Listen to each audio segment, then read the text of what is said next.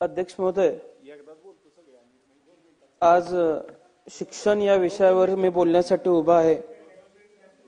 विद्येविना मती गेली, मतीविना नीती गेली, नीतीविना गती गेली, गतीविना वित्त गेले आणि विद्येविना वित्तविना शूद्र खचले, असं ज्या महात्मा फुलेंनी म्हणलं, त्या महात्मा फुलेंचं व सावित्रीबाई फुलेंना भारतरत्न दिला जावा म्हणून या सरकारच्या वतीने केंद्र शासनाला प्रस्ताव दिला गेलेला आहे। त्याबद्दल आम्ही मनापासून अभिनंदन करतो आणि हा भारतरत्न दिला देखील जावा अशी मागणी सुद्धा करतो। पण जो उद्देश ठेवून समाज सुधारक म्हणून काम करताना किंबहुना क्रांती ज्योती सावित्रीबाईंनी जो उद्देश ठेवून समाजातल्या शेवटच्या घटकापर्यंत शिक्षण पोचलं पाहिजे म्हणून परिस्थिती आल्यानंतर अंगावरती शेण उडवून घेतलं, चिखल मारला तरी ते सहन केलं। आजची शिक्षण व्यवस्था बघितली तर ज्या उद्देशाने हे सगळं चालू केलं होतं ती शिक्षण व्यवस्था बघितल्यानंतर खरंच या दोन महात्मांनी भारतरत्न घेतला असता का, खरा प्रश्न मला अध्यक्ष महोदय त्या ठिकाणी पडतोय। अध्यक्ष महोदय, शिक्षण हा प्रत्येकाच्या आयुष्यातला एक कणा असतो।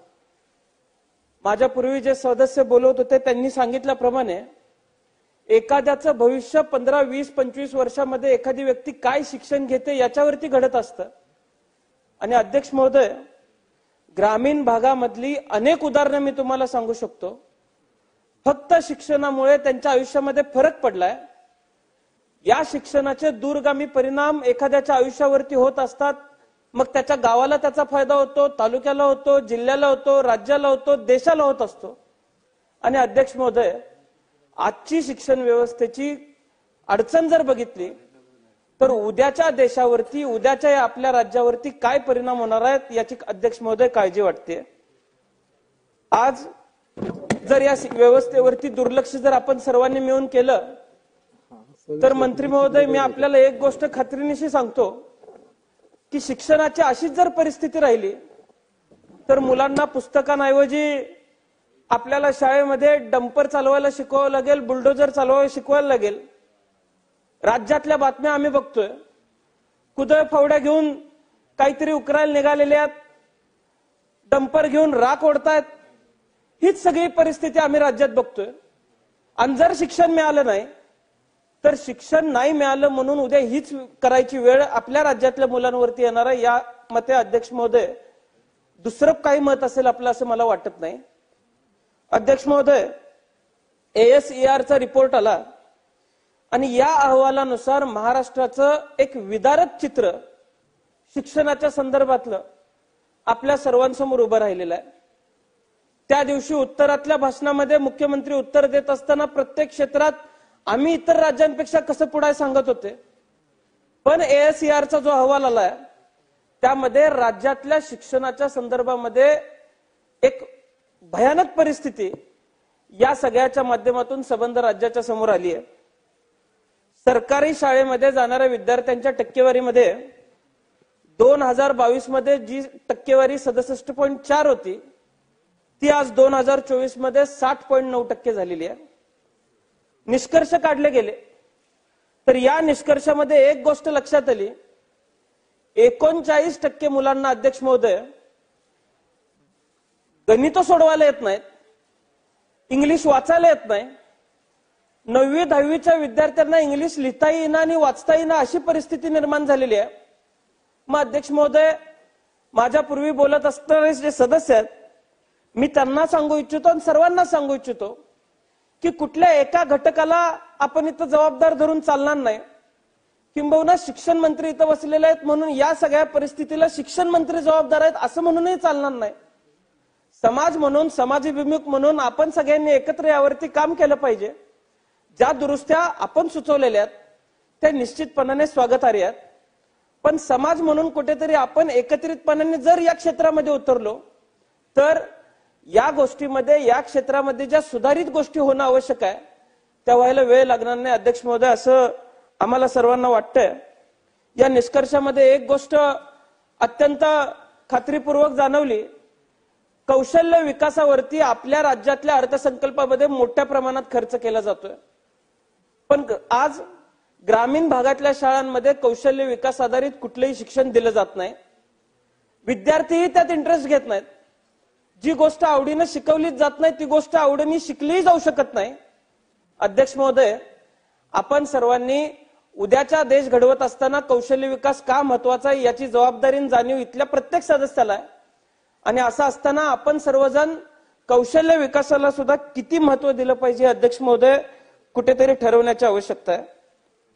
या अहवालामध्ये शाळांची संख्या कमी झाल्याची एक महत्वाचा घटक त्या ठिकाणी आलेला आहे. 2018 आणि 19च्या तुलनेत 2023 आणि 24 मध्ये 1705 शाळा संख्या कमी झालेली आहे. त्यामध्ये शासकीय शाळा 876 कमी झाल्यात, प्रायव्हेट शाळा 785 कमी झालेल्या आहेत, इतर शाळा 690 कमी झालेल्या आहेत. आता प्रायव्हेट शाळांचा आकडा अध्यक्ष महोदय इतका असण्याचं कारण असं आहे की काही शाळा अनधिकृत होत्या आणि अनधिकृत शाळांचा पेव फुटल्यामुळे कदाचित या प्रायव्हेट शाळांचा आकडा जास्त असेल. काळजी करण्याची गोष्ट अध्यक्ष महोदय शासकीय शाळा बंद होत असतील तरच आहे. आता अध्यक्ष महोदय, मला आपल्या नजरेसमोर एक गोष्ट आणून द्यायची आहे की तेलंगणा सारखं राज्य तिथल्या विद्यार्थ्यांना डिजिटल कोडिंग विदाउट कम्प्युटर शिकवतं. आज आपलं राज्य इतर क्षेत्रांमध्ये त्यांच्याशी तुलना करत बसतंय, पण शिक्षण क्षेत्रामध्ये दक्षिणेतल्या काही राज्यांची तुलना आपण आपली का करू नये? अध्यक्ष महोदय, मी फार काही मोठं किंवा वावगा आपल्या समोर बोलणार नाही, पण आज प्राथमिक शाळांची स्थिती सांगायची झाली तर 1,04,499 प्राथमिक शाळांपैकी 10,397 शाळांमध्ये अद्यापही पिण्याच्या पाण्याची सोय नाही. 11,181 शाळांना संरक्षक भिंत नाही. 29,050 प्राथमिक शाळा व उच्च माध्यमिक शाळांना संगणक व्यवस्था नाही. 7,419 शाळांना ग्रंथालय नाही. 5,881 शाळांना विद्युत जोडणी सुद्धा अध्यक्ष महोदय नाही. मी काल परवा माहिती घेतली तर विद्युत जोडणी नाही. ज्या शाळांना विद्युत जोडणी आहे शाळांनी हे विद्युत बिल भरावीत असा जी आर नव्यानं काढला गेलेला आहे असे मला समजलं.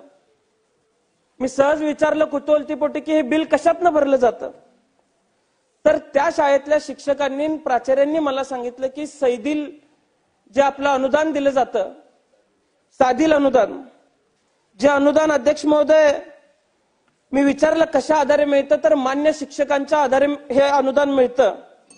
अध्यक्ष महोदय, माझ्या मतदारसंघातलं जर एक उदाहरण द्यायचं म्हणलं तर गव्हाण म्हणून गाव आहे. 8 शिक्षक मान्य असलेली शाळा आहे. 12,000 रुपये वार्षिक साधील अनुदान इथं मिळतं. आता या साधील अनुदानामध्ये खडू घ्यायचा असतो, डस्टर घ्यायचा असतो, इतर गोष्टी घ्यायच्या असतात, हेच पुरत नाही आणि उरलेल्या पैशातनं बिल भरा अशी मागणी शासन जर करत असेल तर अध्यक्ष महोदय, आम्ही देश डिजिटल झाला म्हणून बाता मारतोय, शाळा डिजिटल करा म्हणून बाता मारतोय. डिजिटल करून करायच्या काय? आज संगणक नाहीत. संगणक दिले असतील तर वीज जोडणीसाठी कुठल्याही पद्धतीचं कनेक्शन आम्ही देऊ शकत नाही, कारण आम्ही बिलच भरू शकत नाही. त्यामुळे माझी शिक्षण मंत्री महोदयांना विनंती आहे की आपण या गोष्टीवरती विचार करण्याची आवश्यकता आहे. आज ग्रामीण भागातली शिक्षणाची अडचण आपण समजू शकतो, पण माझ्या जिल्ह्यातली मी एक परिस्थिती सांगतो जी अत्यंत सुखदायक आहे. माझ्या जिल्ह्यामध्ये जे माजी सीईओ होते त्यांनी मॉडेल स्कूल योजना शिक्षण मंत्री महोदय राबवली आणि त्या योजनेच्या माध्यमातून ग्रामीण भागातल्या शाळा अत्यंत चांगल्या केल्या गेल्या, जिथे शासकीय निधी आणि काही कंपन्यांचा CSR निधी असा एकत्रित करत त्या शाळांचं इन्फ्रास्ट्रक्चर सुधारण्याचं काम केलं, त्या शाळा डिजिटल करण्याचं काम केलं. अधिकारी चांगले असतील तर शिक्षकांवरती सुद्धा वचक ठेवता येतो हे अधिकाऱ्यांनी दाखवून दिलं. अध्यक्ष महोदय, माझ्या मतदारसंघातल्या अनेक शाळा आहेत जे या योजनेमध्ये चांगल्या पद्धतीनं आज काम करतायत.